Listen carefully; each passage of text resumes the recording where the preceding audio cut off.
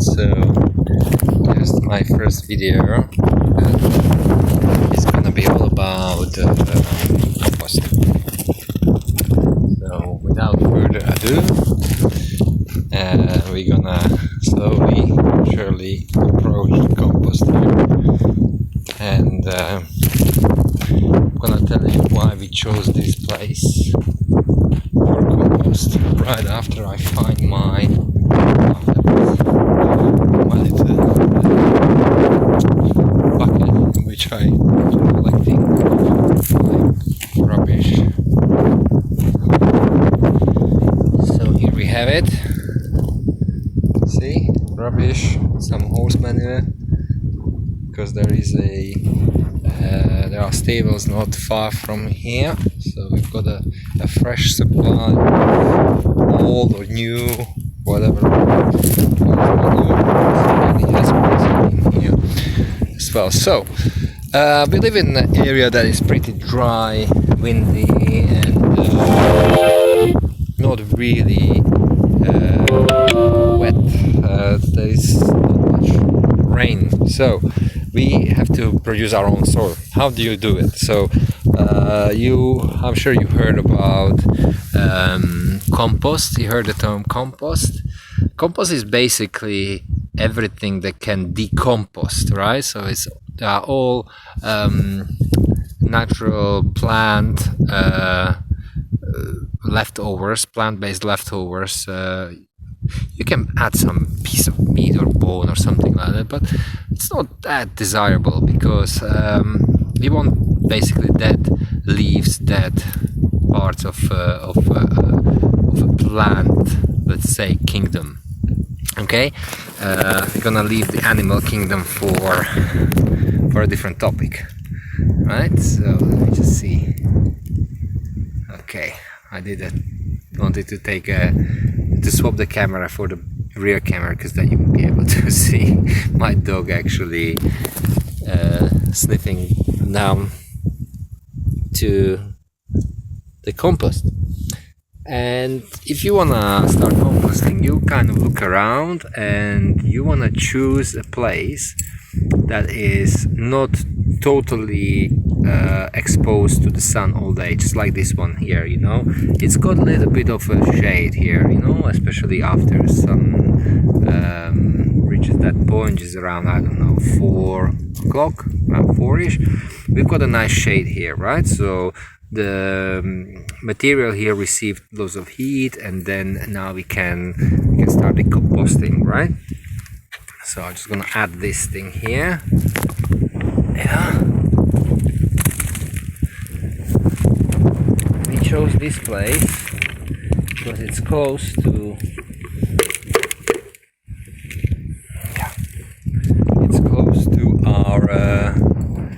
our growing piece of land, and because it has got like naturally, see, it's got a shape and can hold quite a lot of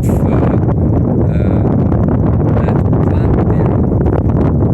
So you want to have something like this somewhere in a garden, maybe somewhere in a corner that is not too sunny,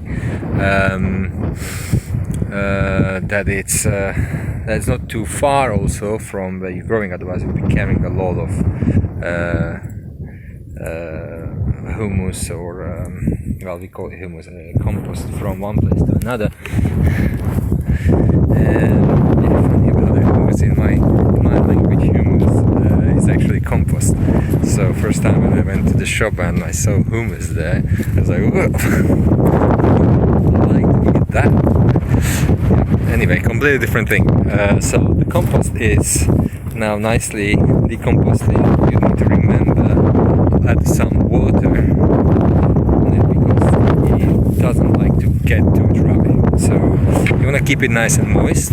You want to keep adding all your skins from bananas and potatoes and all kinds of stuff basically that can rot away. You put in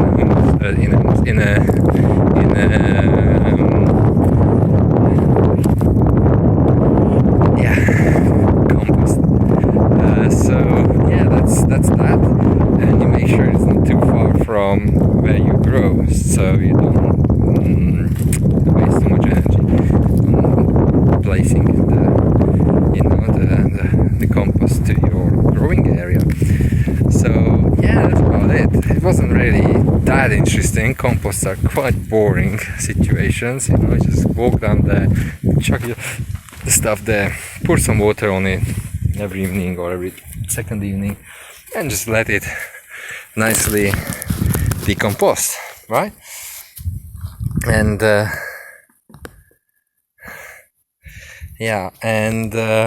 finally what happens is that you're gonna have a beautiful soil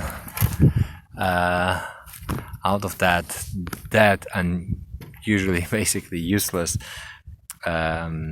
material that you would normally end up throwing into your garbage. So compost, I recommend, is the first thing to set up on any kind of land when you come, and so you can start, you know, throwing things there, and obviously, you know, if you have like 4 or 5 ants, they generate quite a lot of rubbish, and that rubbish has to be taken away from the land. Otherwise, what you're gonna do with it, right? You need to dump it somewhere. So imagine how much less material we have to carry back to civilization, let's put it simply, from here, because we don't want to be burying plastic obviously under the ground, right?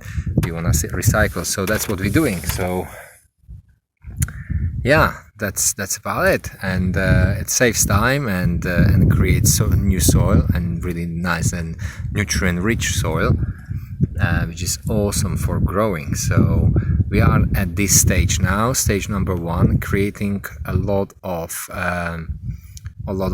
soil so we can start growing. And also in terms of permaculture, we don't want to make anything really permanent for the first year, as they say. We're just watching, observing the nature, because we are positioned very close to a gorge, and that's Alex down there. He's just waving. Alex, the yoga teacher. So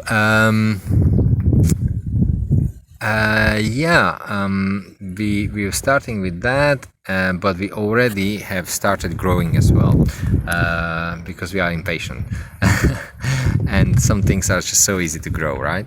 And we're gonna talk about that in another video. I'm gonna try to keep them all below 10 minutes so they're not so long and tedious, and I'm gonna try to just pack everything basically I know about the topic into them. One thing I wanted to say about compost. I think you can go and research it a bit more, but there are certain do's and don'ts with compost. So compost, does like an ash, for example. If you've got a little bit of an ash after some fire, you can put it in, especially if the soil, you know, is very acidic. The ash is alkaline, so you can change the pH of the soil drastically with that. You can play with it. We don't have that problem here. The soil is really alkaline here, so the ash is not a necessity. We don't really try to oversaturate it with ash at all. Then other things, for example, I think like garlic, you know, you don't want to put garlic into the compost, because garlic is highly antibacterial and antimycotic, and you need bacteria, because without them the whole fermentation, the whole process of composting would not take place. So yeah, things like this you don't want to put in there, but really that is about 10-to-1 things that you can and then you can't put in there. So if you are in doubt, check internet.